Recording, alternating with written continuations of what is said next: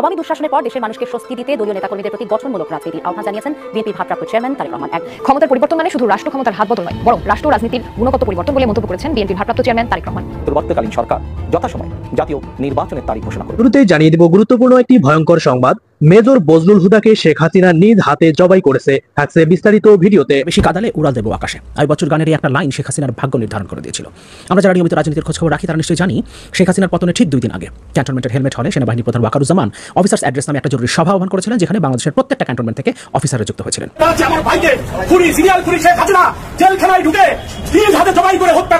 Major Bazlul হুদাকে গোসল করাতে গিয়ে চুয়াডাঙ্গার মানুষ সাক্ষী হয়েছিল নৃশংসতম এক ঘটনার। কাফনের কাপড় সরাতেই দেখা যায় মেজর বজলুল হুদাকে আসলে ফাঁসি দেওয়া হয়নি, তাকে জবাই করে হত্যা করা হয়। আসসালামু আলাইকুম প্রিয় দর্শক বন্ধুরা, নতুন একটি নিউজ ভিডিওতে আপনাদের জানাচ্ছি স্বাগতম। আজকের এই ভিডিওটি কেমন হতে চলেছে আপনারা ইতিমধ্যে ভিডিওর অংশ বেশি দেখেই বুঝিয়ে গিয়েছেন। আজকের এই ভিডিওতে দেখতে চলেছেন শেখ হাসিনা নিজের হাতে কাকে কাকে খুন করেছে, সেই বিষয়গুলো আজকের এই ভিডিওর মাধ্যমে দেখানো হবে। তার জন্য ভিডিওটি স্কিপ করবেন না, সম্পূর্ণ দেখবেন, আশা করি সব কিছু বুঝতে পারবেন।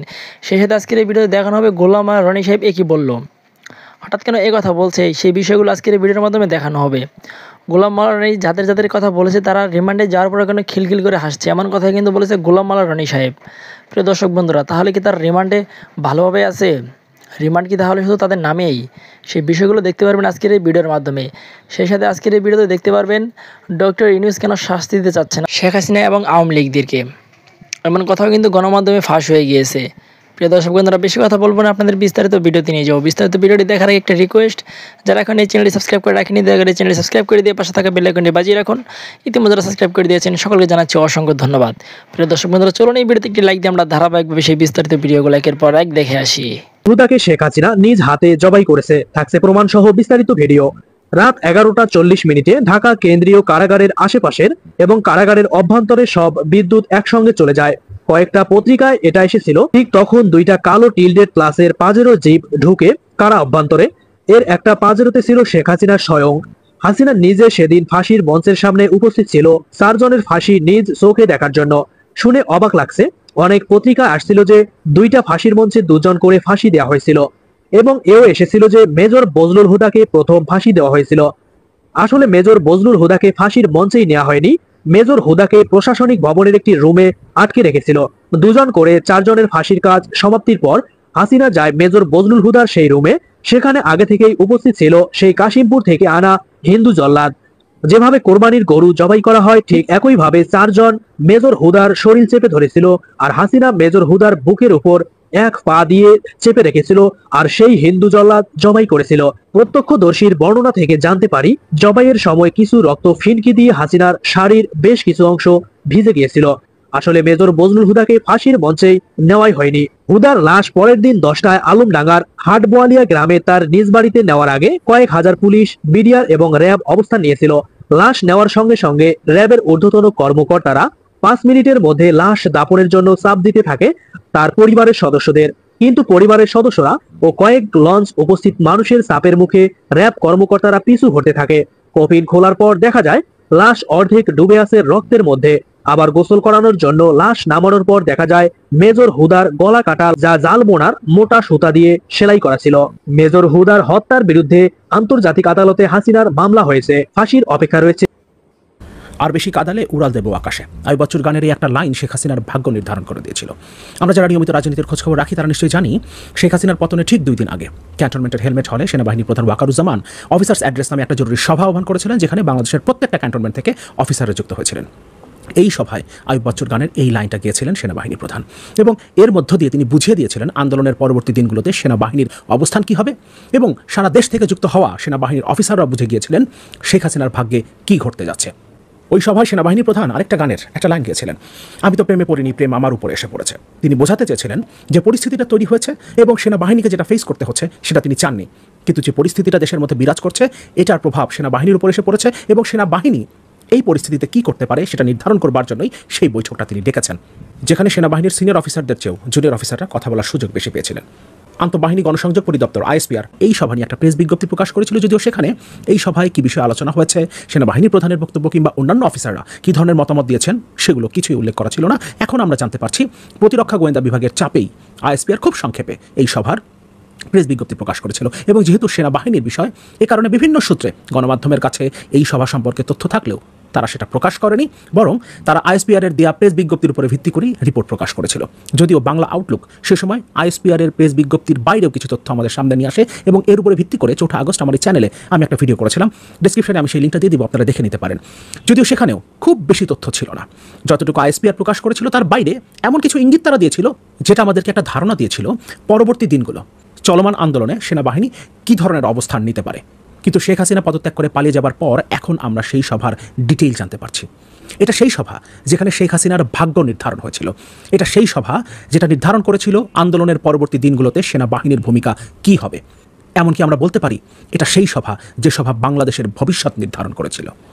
এখন যেহেতু আমাদের সামনে সেই সভার পূর্ণাঙ্গ চিত্র রয়েছে, আমরা একটু দেখে নিই সেই সভায় সেনাবাহিনী প্রধানের বক্তব্য কী ছিল, অন্যান্য অফিসাররা কী ধরনের মতামত দিয়েছিলেন, যার ভিত্তিতে পরবর্তী করণীয় নির্ধারণ করেছিল বাংলাদেশ সেনাবাহিনী। দি বিজনেস স্ট্যান্ডার্ডের রিপোর্ট। 3রা আগস্ট সেনাবাহিনীর বৈঠকে কী আলাপ হয়েছিল জানা গেল সেই বৈঠকের বিস্তারিত। 3রা আগস্ট সেনাপ্রধানের সাথে একটি গুরুত্বপূর্ণ বৈঠকে তরুণ সেনা কর্মকর্তারা নিজেদের জনগণের উপর গুলি নয় এই মনোভাব প্রকাশ করেছিলেন। সেনাপ্রধান জেনারেল ওয়াকারুজ্জামান আরও স্পষ্ট করে বলেছিলেন এখন থেকে আর কোনো গুলি নয়। এই মনোভাব এবং সিদ্ধান্তের ফলে শেখ হাসিনা প্রধানমন্ত্রীর পদ থেকে 48 ঘন্টারও কম সময়ের মধ্যে 5ই আগস্ট পদত্যাগ করতে বাধ্য হন।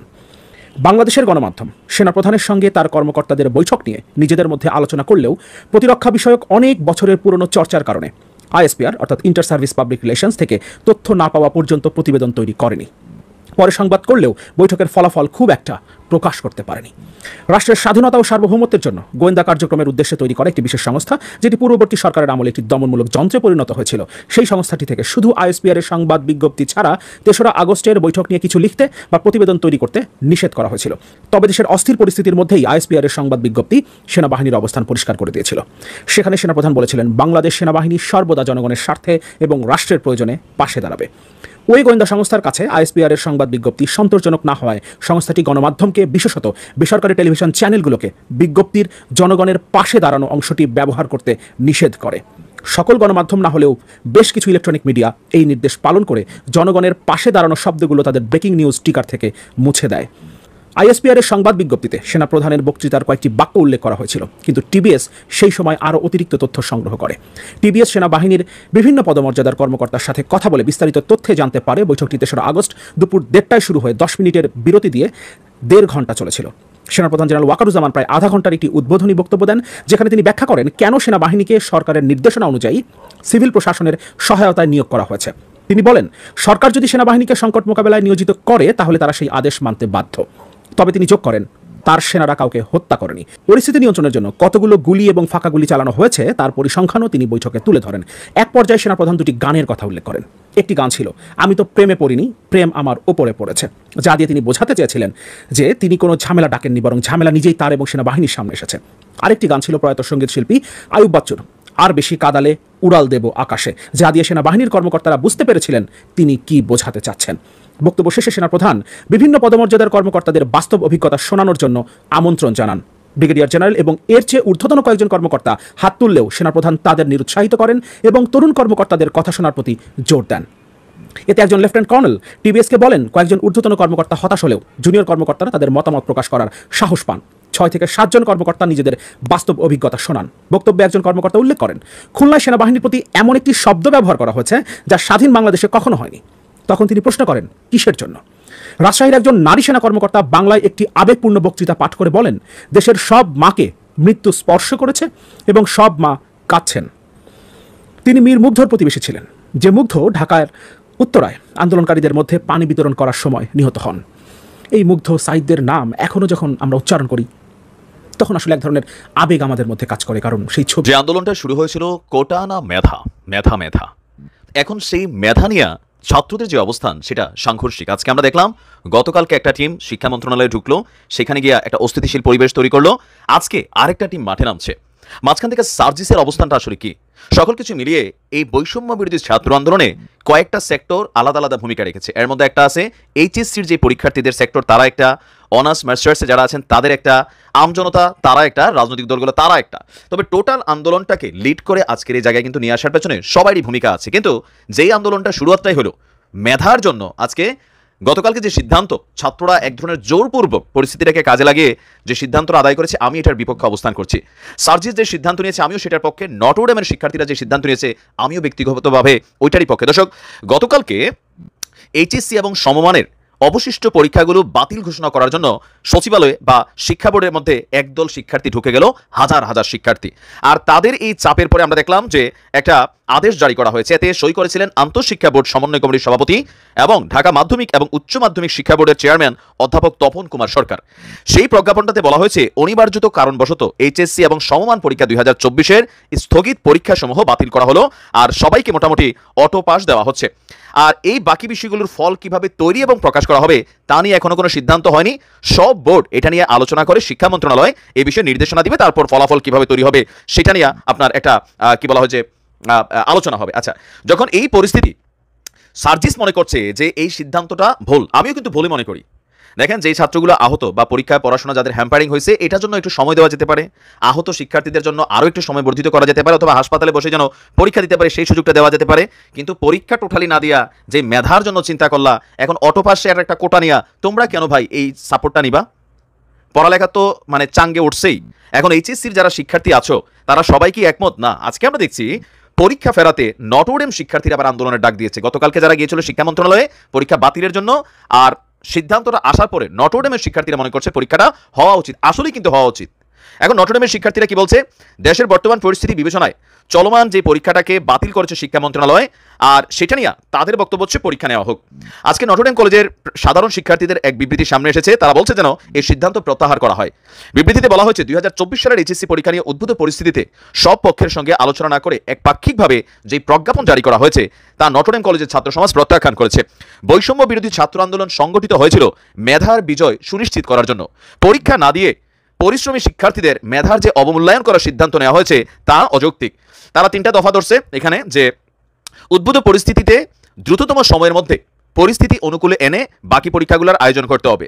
বৈষম্য বিরোধী আন্দোলনে এইচএসসি 2024 ব্যাচের যে সকল শিক্ষার্থীরা আহত হয়েছেন তাদের তালিকা প্রকাশ করতে হবে এবং তাদের স্বার্থটা শুধু সংরক্ষণের ব্যবস্থা নিতে হবে।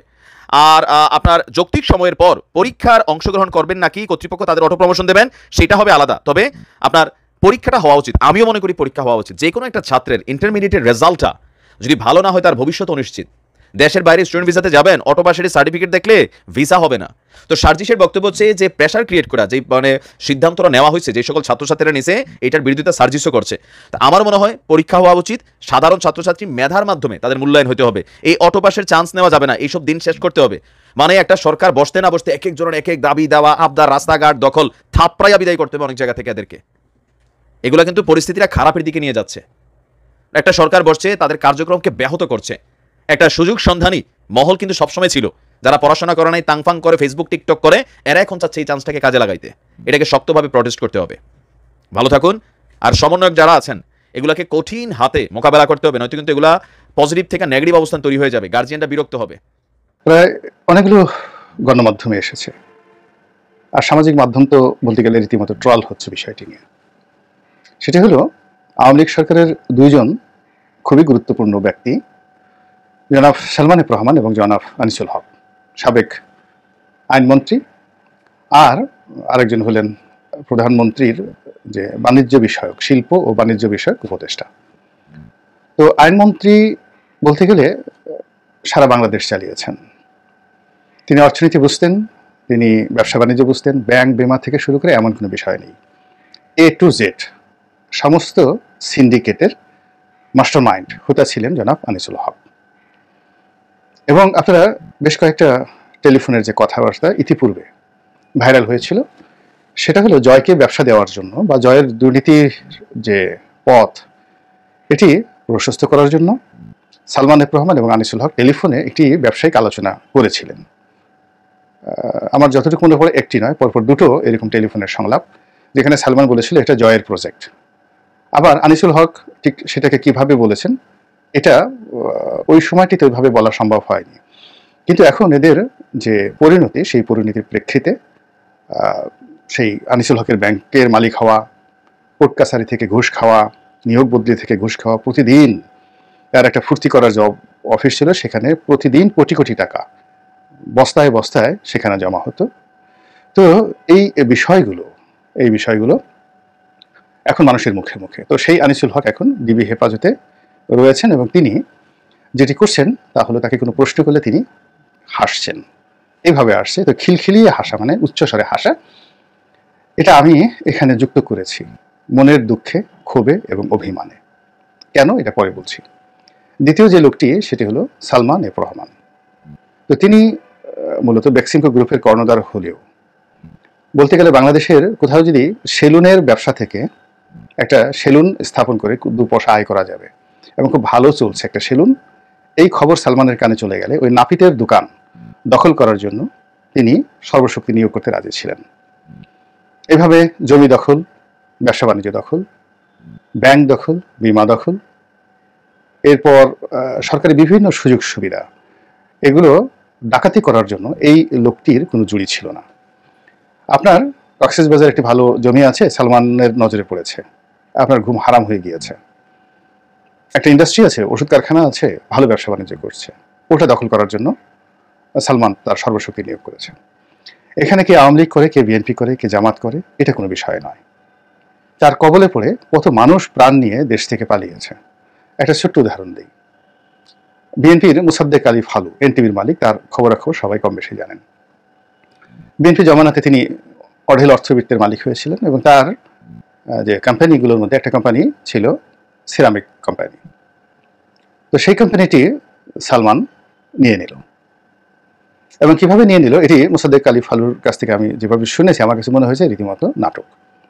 প্রথমে বন্ধুত্ব করলো, তারপর সেই বন্ধুত্বের সুযোগ ব্যবহার করে প্রতারণা করলো, এরপর সেই প্রতারণাকে পরবর্তীতে সন্ত্রাসে রূপান্তরিত করে মুসাদ্দেক আলী ফালুর মতো একজন ঝানু খেলোয়াড়কে তিনি রীতিমতো বোল্ড আউট, কিকড আউট করে এমন একটা পরিস্থিতিতে সৃষ্টি করলেন যে ফালু অ্যারেস্ট হয়ে গেল।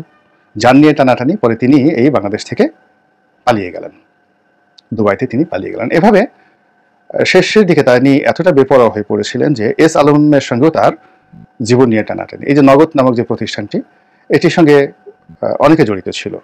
জয়, মূলত জয়ের মালিকানাধীন, অন্যান্য যারা আছে তারা এর সাথে জড়িত, যারা ইয়াং যারা চাপ।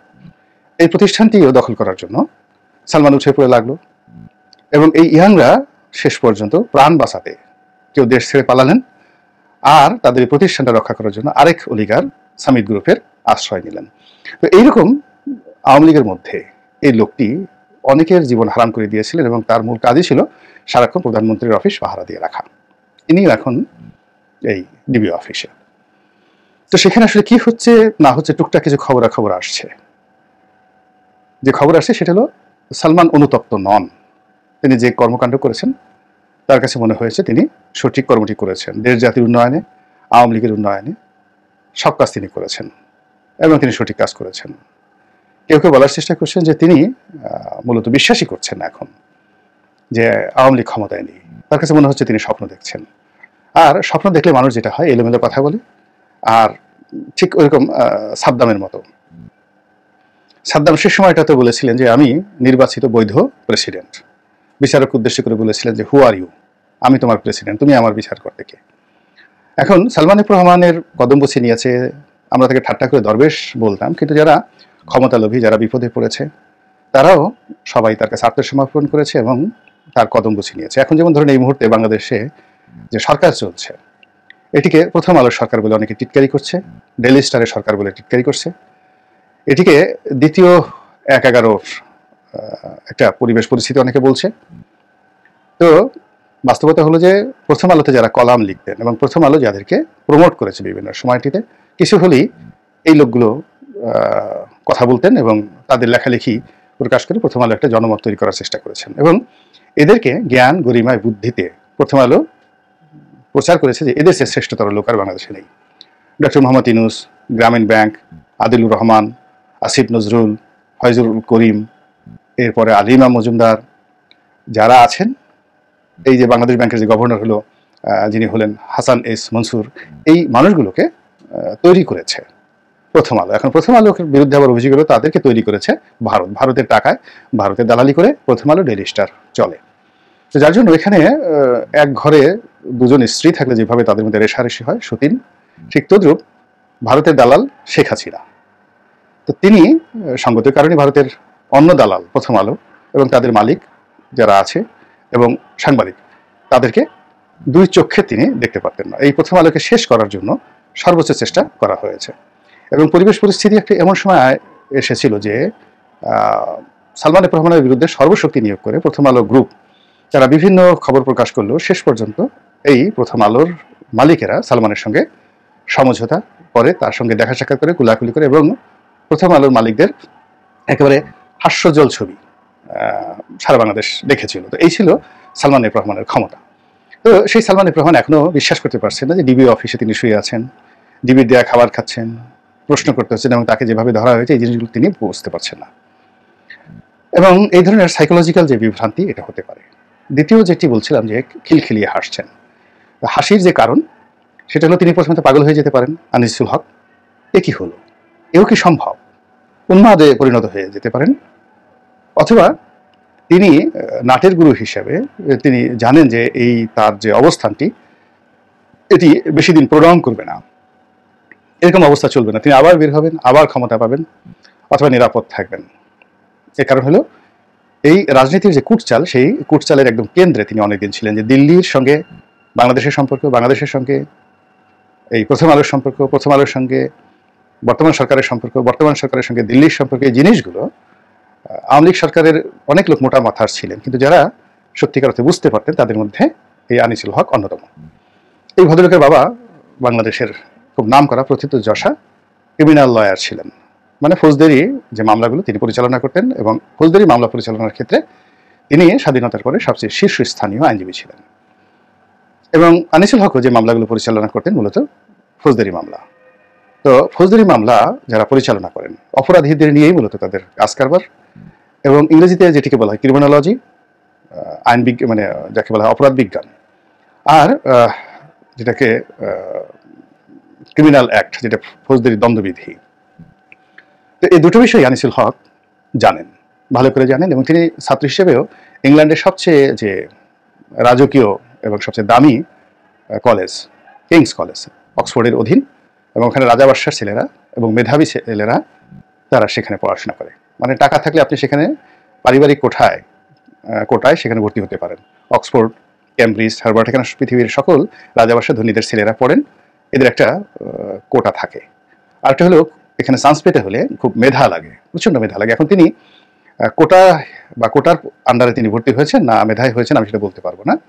তো এখন তাকে যে প্রশ্নগুলো করা হচ্ছে তিনি এই প্রশ্নের ধরন শুনে বা যারা প্রশ্ন করছেন তাদের অদক্ষতা দেখে তিনি খিলখিলিয়ে হাসতে পারেন, অট্ট হাসিয়ে দিতে পারেন যে এই প্রশ্ন দিয়ে আমাকে কিছুই করা যাবে না, হয়রানি করা যাবে, আপাতত মারধর করা যাবে কিংবা জেলখানায় ঢুকানো যাবে, কিন্তু আমাকে আইনের মানে মার কাছে আমাকে ফেলা যাবে না। এই কথাটি তিনি যখন বুঝতে পেরেছেন তখন তিনি হেসে দিয়েছেন বা মুসকি মুসকি হাসছেন। অথবা এই ধরনের লোকদেরকে অর্থাৎ সালমানকে এবং আনিসকে যদি ইন্টারোগেশন করতে হয় তাহলে যে ধরনের প্র্যাকটিস লাগবে, যেমন আপনি ধরুন সালমান এফ রহমান, এখন তার যে নটোরিয়াস যে ম্যারিট মেধা, কিভাবে শেয়ার মার্কেট চুরি করতে হবে, কিভাবে সিএনজি থেকে টাকা বের করতে হবে, এলএনজি থেকে টাকা বের করতে হবে, আকাশ থেকে টাকা বের করতে হবে, ওই ডিসকানেকশনের পরিবর্তে আকাশ যে সিস্টেমটা, কিভাবে বঙ্গবন্ধু স্যাটেলাইট উড়িয়ে তারপরে সরকারি টাকায় খরচ করে সেখান থেকে টাকা মেরে দিতে হবে, এরপরে কিভাবে যাকে বলা হয় অন্য একটি ওষুধ কোম্পানি কিনে নিতে হবে, দখল করতে হবে। তো এই জিনিসগুলো এইরকম যে তার এই বাটপারি এগুলো আন্তর্জাতিক পর্যায় পর্যন্ত চলে গিয়েছিল। ফলে তিনি লন্ডন, একবার আমরা দেখেছিলাম যে ভ্যাকসিনকো লন্ডন স্টক এক্সচেঞ্জে তালিকাভুক্ত হয়ে গেছে এবং সেখান থেকে বিলিয়ন বিলিয়ন ডলার চুরি করে, লুটপাট করে লন্ডন স্টক এক্সচেঞ্জ থেকে টাকা চুরি করে বাংলাদেশে এসে নিয়ে এসেছে। যে লোক সারা দুনিয়া থেকে যারা চুরি করে, ইংল্যান্ড যে কান্ট্রি, যারা সারা পৃথিবীর ধনসম্পদ ব্যবসা দিয়ে, বাণিজ্য দিয়ে, রাজনৈতিক ক্ষমতা দিয়ে, সামরিক ক্ষমতা দিয়ে গত সেই 500 বছর ধরে তারা শুধু পৃথিবীর সম্পদ আরোহণ করছে। তো সেই সম্পদ দিয়ে তারা তাদের দেশকে সাজিয়েছে, ইংল্যান্ডকে সাজিয়েছে। সেই ইংল্যান্ডের রাজধানী লন্ডন, সেই লন্ডন থেকে যে লোক এই ইংল্যান্ডের জনগণের টাকা মেরে দিয়ে বাংলাদেশে টাকা নিয়ে আসতে পারে, আপনি বুঝতে পারেন যে তার সামনে প্রশ্ন করার জন্য কি পরিমাণ প্রস্তুতি দরকার। তো কাজেই তাকে যদি সাধারণ প্রশ্ন করা হয়, খোশ গল্প করা হয়, আওয়ামী লীগের সঙ্গে শেখ হাসিনার কি সম্পর্ক ইত্যাদি ইত্যাদি প্রশ্ন করা হয়, তাহলে তিনি কি উত্তর দিবেন? যে উত্তর দিবেন সেটাই দেওয়া হচ্ছে। একইভাবে আনিসুল হকের ক্ষেত্রেও, যে আনিসুল হক একজন আইনমন্ত্রী হয়ে একটা ব্যাংক বানিয়েছেন, এবং আমরা এর আগে যে আইনমন্ত্রী ছিল কামরুলের দুর্নীতি নিয়ে 10 মুখে কথা বলেছি। কিন্তু কামরুলের দুর্নীতি যদি 1 টাকা হয়, তাহলে এই আনিসের দুর্নীতি হবে 1 লক্ষ টাকা। 1 লক্ষ গুণ দুর্নীতি সে করেছে।